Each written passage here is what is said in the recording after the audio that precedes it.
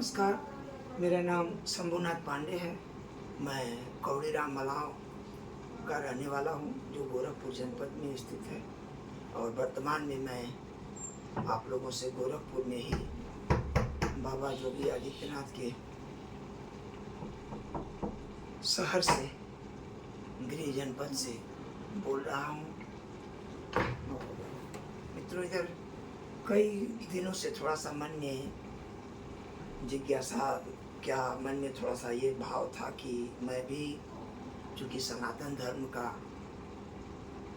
एक प्रहरी अपने को मानता हूँ, मैं एक सनातन धर्म में मेरा जन्म हुआ है, इसलिए भारतवर्ष का, हिंदुत्व का, हिंदू समाज का मैं ऋणी हूँ। और मैंने इस समाज में जन्म लिया, इस समाज में पला बढ़ा और जिंदगी इस समाज में जा रही है। तो हम सबका कर्तव्य होता है कि इस समाज के प्रति अपने कुछ दायित्व को पूरा करें। इधर आप लोगों ने देखा भी होगा, हालांकि राजनीतिक माहौल चल रहा है, चूँकि चुनाव होंगे तो राजनीतिक विद्वेष ही मैं मानता हूँ कि राजनीतिक विद्वेष बस हमारे हिंदू धर्म शास्त्र पर कुछ कटाक्ष किए जा रहे हैं। हिंदू धर्म पर करते करते, रामायण पर, रामचरितमानस पर करते करते अब पता नहीं साउथ भारत की कौन सी मेंटलिटी है, कौन सी मानसिकता है, कौन सी विचारधारा और किस धर्म के, किस पंथ के अनुयायी वो लोग हैं कि जिन्हें सनातन धर्म से तो बड़ी ही दिक्कत है, अन्य किसी पंथ से नहीं है, उन्हें सनातन धर्म से सबसे ज़्यादा दिक्कत है। तो सनातन धर्मावलंबियों के लिए मेरा भी ये दायित्व बन जाता है कि थोड़ा मैं बताऊं कि सनातन धर्म में ऐसा क्या क्या चीज़ें हैं जो किसको बुरी लग सकती है। और रामचरितमानस में ऐसा क्या है, तो मैं पहले थोड़ा सा रामचरितमानस पर भी बता दूं। रामचरितमानस के बारे में ईश्वर की जो कृपा, भगवान शंकर, माँ पार्वती जी के द्वारा, उनके गुरु के द्वारा जो उन्हें प्रेरणा मिली, तो भगवान की प्रेरणा से मेरे आराध्य गुरुदेव पूज्य तुलसीदास जी ने रामचरितमानस को 77 वर्ष की उम्र में तुलसीदास जी ने रामचरितमानस की रचना की। और रामचरितमानस पूज्य गुरुदेव जी का प्रथम काव्य है, प्रथम उनकी रचना है रामचरितमानस की। और रचना भी उन्होंने उस दिन की है। एक अच्छा लगेगा, संत महात्माओं के चरणों में थोड़ा दिन मुझे बैठने का सौभाग्य हुआ, तो मैंने उन लोगों से सीखा कि जिस दिन रामचंद्र जी का जन्म होता है, नवमी तिथि मधुमास पुनीता, शुक्ल पक्ष अभिजित हरप्रीता, जय दिन राम जन्म सुति गावै, सकल सुतीरथ ता चली आवै। तो तुलसीदास जी लिखते हैं कि विमल कथा कर कीन आरंभा, सुनत न साहि काम मदगंभा। इस विमल कथा का नवमी भौम वार मधुमासा, अवधपुरी यह चरित प्रकाशा। तुलसीदास जी ने लिखा कि जो त्रेता युग में भगवान राम के जन्म का संयोग था, वो ही संयोग रामचरितमानस की प्राकट्य का है। और उनसे चूंकि शंकर जी की, पार्वती जी की लगातार प्रेरणा आ रही थी कि तुलसीदास जी देहाती भाषा में, प्राकृत भाषा में, आम बोलचाल की भाषा में, ग्रामीण भाषा में आप ग्रंथ की रचना करें।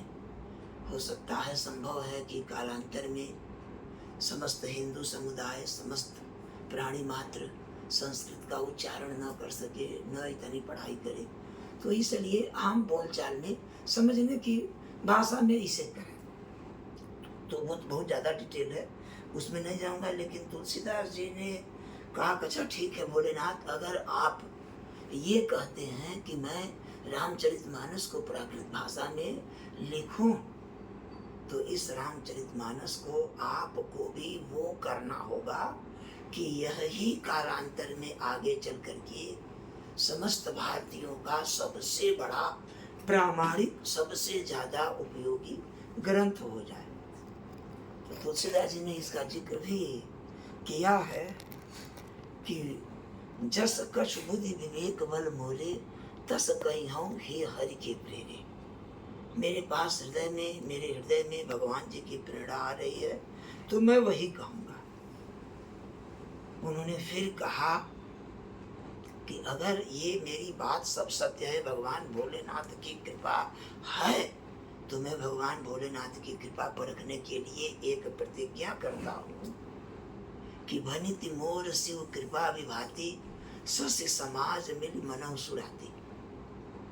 क्योंकि मेरे इस रामचरितमानस की रचना से पहले भी वाल्मीकि रामायण है, वेद है, शास्त्र है, उपनिषद है, सैकड़ों अन्य धार्मिक ग्रंथ हैं और सबकी सबसे ज्यादा मान्यता है। और चूंकि सब लोगों की रचना मूल संस्कृत पाठ में ही देववाणी में हुई है और इसको मैं ग्रामीण भाषा में लिख रहा हूँ, तो हे भोलेनाथ, अगर आप सत्य में कृपा करके मेरे साथ बैठ के अगर रामचरितमानस हृदय में प्रेरणा दे के लिखवा रहे हैं तो इसको आप ऐसा करिए कि भनिति मोर शिव कृपा विभाति सस्य समाज मिल मनौ सुराती।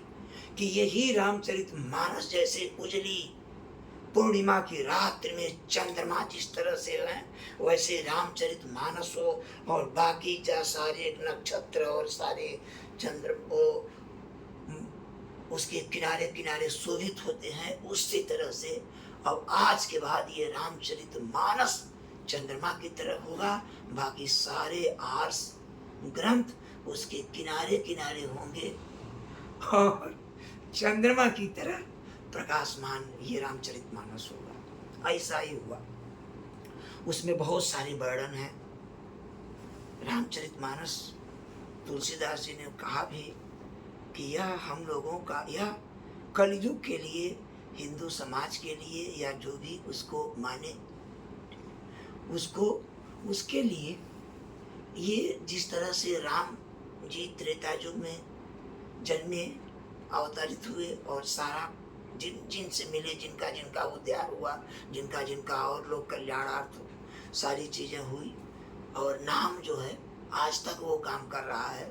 तो उसी तरह से भगवान तो मेरे प्रभु आराध्य तुलसीदास जी ने कहा कि ये ग्रंथावतार है भगवान राम का, रामचरितमानस के रूप में ग्रंथावतार है। चूंकि कलिकाल बहुत विकट है, बहुत पाखंड और बहुत तमाम सारे धर्म के सिर्फ एक पैर है, प्रकट चारि पद धर्म के कलिमौ एक प्रधान, सिर्फ सत्य शौच दान तप में सिर्फ दान एक धर्म। चार पैर में से इस कलयुग कलिकाल में धर्म का तीन पैर टूट चुका है, एक है। तो सोच सकते हैं हम लोग कितने विकट काल में रह रहे हैं। तो इसलिए ये ग्रंथावतार भगवान राम की कृपा से, भगवान भोलेनाथ की कृपा से तुलसीदास जी ने, इनकी वही महिमा है जो राम नाम जपने की महिमा है, जो राम के साक्षात प्रकट होके कल्याण करने की महिमा है। इस रामचरितमानस को अपने घर में जो रखता है, जो इसका पूजन पाठ करता है, अध्ययन करता है, ते संसार घोर किरणैर पतंग दहयंति नो मानवा। ये तुलसीदास जी ने यहाँ पर उसका समाप्ति किया है कि वो संसार के घोर दुखों के जलन से बच जाएंगे। अब इसमें मित्रों कुछ लोगों ने 2 1 4 चौपाइयाँ पढ़ के पूरी ग्रंथ पढ़िए, पूरा 20 साल 50 साल लगाइए, उसके बाद शास्त्रार्थ करिए, समझने के लिए करिए, जिज्ञासु बन करके करिए। तो हमारे यहाँ एक से एक साधु महात्मा दिन रात प्रवचन पूजन करते हैं, उनके चरणों में बैठ करके अपना शंका का निवारण आप कर सकते हैं। लेकिन 1 2 चौपाइयों को ये इसका ऐसा लिख दिया, इसका ऐसा लिख दिया, इस पर मैं थोड़ी सी एक बात ये मैं इसका निराकरण कर दूं। जिन चौपाइयों को, जैसे रामचरितमानस में नीति के अंतर्गत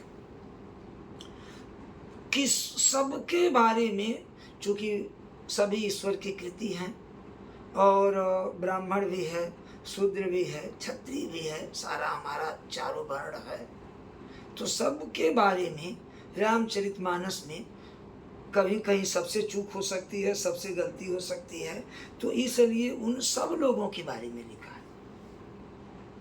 अगर ये लिखा है कि ढोल गंवार शूद्र पशु नारी, तो ये भी लिखा है कि सोचिए विप्र जो वेद विहीना। कितनी बड़ी, इस पर तो ब्राह्मणों ने कभी धरना प्रदर्शन नहीं किया कि तुलसीदास जी ब्राह्मण होने के बाद ऐसा क्यों लिख दिए। क्योंकि उन्हें पता है कि यह सही बात है कि ब्राह्मण वेद विहीन हो सकता है, ब्राह्मण वेद का बेचक, वेद बेच करके खाने वाला हो सकता है। द्विज श्रुति बेचक भूप प्रजासन, ये भी कहा गया है कि कलिकाल में गरुड़ जी ने, कागभूषुंडी जी ने गरुड़ जी को बोला कि हे गरुड़ जी, उस कलयुग में मैं भी पैदा हुआ था, ते कलयुग कौशलपुर जाई जनमत भयो शुद्ध तन पाई। तो ऐसा संभव है। तो ब्राह्मणों अगर बाकी सब लोगों के लिए लिखा, ब्राह्मणों के लिए भी 3-3, 4-4 बार हर जगह लिखा, क्षत्रिय राजाओं के लिए लिखा कि राजा गलत होकर के भूप प्रजासन, राजा को तो सीधा लिख दिया कि राजा जो होगा वो कलयुग में वो अन्न के रूप में प्रजा को ही खाता है। आप सामान्य रूप से देख लीजिए, ये भी बात चरितार्थ है। ब्राह्मणों को लिखा कि सोचिए विप्र जो वेद विहीना, जिस वेद के प्रकाश से ब्राह्मण को त्रिलोक में प्रकाशित होना चाहिए, वही ब्राह्मण कलिकाल में आने पर वह ब्राह्मण उस वेद से विहीन भी हो सकता है, हो रहा है। यह तुलसीदास जी ने लिखा। तुलसीदास जी ने ब्राह्मण को लिखा, क्षत्रिय को लिखा, वैश्य को लिखा, शत्रु को लिखा, नारी को लिखा, सबको लिखा, एक समान लिखा। ब्राह्मण क्षत्रिय को ज्यादा लिखा, और तो और लिखते लिखते भगवान राम की महिमा के बारे में करते करते काकभूषुंडी जी से गरुड़ जी ने कह दिया, मैं अभी इसके बाद समाप्त करूंगा, कि प्रभु जी हमको तो मोह हो गया था कि भगवान जी ये कौन सा नागपाश, अगर ये त्रिलोक विजयी हैं और मेघनाथ के एक नागपाश में बंध गए, ये कौन से भगवान। यही भावना काकभूषुंडी जी के मन में आई थी कि ये कौन सा भगवान अयोध्या जी में मालपुआ लेकर के मेरे साथ बैठा हुआ है और मैंने जरा सा मालपुआ काट लिया तो ये तो रोने लगे, ये कौन से भगवान। तो उन दोनों लोगों को भी मोह हुआ और दोनों लोगों के मोह का निवारण हुआ। तो जब गरुड़ जी अपने मोह को काकभूषुंडी जी के सामने कहते हैं तो वो कहना, ये प्रभु जी आप तो बड़े ज्ञानी हैं और हमको मोह हो गया। तो उन तब वो कहते हैं तो गरुड़ जी से काकभूषुंडी जी भी कहते हैं कि अरे तुम निज मोह कही खगसाई, सो नहीं कछु आचरज गोसाई, नारद भव बिरंची सनकादी। हे गरुड़ जी, हमार राउर मोह काबा, नारद जी, भव मने भोलेनाथ शंकर जी, बिरंची मने ब्रह्मा जी, सनकादि मने जो ब्रह्मा जी के मानस पुत्र हैं। इन लोगों के साथ भी क्या क्या हुआ। जे मुनिनाय आत्मवादी मोह न अंध कीन केही को जग काम न चाव न जेहि। इस तरह से ऐसे करके बहुत सारे वर्णन है मित्रों। तो सनातन धर्म के लोगों के लिए थोड़ा थोड़ा सा मैं बीच बीच में कुछ कैप्सूल के रूप में डालता रहूँगा ये मेरा वीडियो। तो मैंने ये सोचा कि सनातन धर्म में, और एक चीज़ लास्ट, कि हमारे चारों वर्ण में, मैंने एक बार पहले भी अपनी वीडियो में बोला है कि चूंकि चातुर्वर्ण्यम मया सृष्टम गुण कर्म विभाग स, चारों वर्ण मेरे द्वारा बनाए हुए हैं, गुण कर्म विभाग के द्वारा ठीक है बनाए गए हैं। कालांतर में इसमें कोई दिक्कत तकलीफ जो भी आएगी, लेकिन फिर भी वो कुल और गोत्र जो हैं और जातियां, उनकी अपनी एक विशेषता है। उनमें भी कहा गया कि रोटी और बेटी आप लोग अपनी, हमारे यहाँ हर समाज में इधर उधर कहीं भी कूद करके विकृति के लिए ये बिल्कुल आज्ञा नहीं दी गई है। हमारे यहाँ बिल्कुल कहा गया है कि रोटी हमेशा अपने घर परिवार कुटुंबियों में बैठ करके करिए, बेटी वहाँ दीजिए, वहाँ लीजिए जहाँ जिन जिन कुल परंपराओं, ऋषि गोत्र की परंपराओं से हमारे पूर्वजों ने जिनकी जिनकी कन्याएं अपने यहाँ मंगाई हैं, और जिन जिन कुल गुरु, जिन जिन ऋषि कुल परंपरा में अपनी अपनी पुत्रियाँ दी हैं, वो वहाँ लेके जाएं। हमारे यहाँ और यह शुद्ध रूप से, यह वैज्ञानिकता से भरा हुआ है, यह जीन्स और चरित्र और मानसिकता से यह बिल्कुल प्रमाणित है। हम जिसके यहाँ से बेटी ले आते हैं उसके यहाँ अपना अपनी बेटी की शादी नहीं करते, काला आदिकाल से नहीं करते। और यह एकदम अत्यंत यह वैज्ञानिक है शुद्ध रूप से। इसमें बहुत बड़ा विज्ञान और चारित्रिक आदर्श भी इसमें छिपा हुआ है। तो ये चीज़। और दूसरा हमारे यहाँ अभी अश्विनी उपाध्याय जी ने एक परसों बहुत अच्छा वीडियो डाला है। और ये मैं बार बार कहता हूँ कि चूँकि हमारे यहाँ ब्राह्मण समाज, विश्वकर्मा समाज, शिल्पी समाज, नाऊ समाज, दर्जी समाज, चर्म का काम करने वाले, जो भी कपड़ा रास्ता बनाने वाले हैं, वो हम सारे लोग एक हैं। हम सारे लोग ऋषियों की संतान हैं और सारे ऋषि हमारे ब्रह्मा जी से उत्पन्न हैं। तो हमारे यहाँ कोई भेदभाव नहीं है।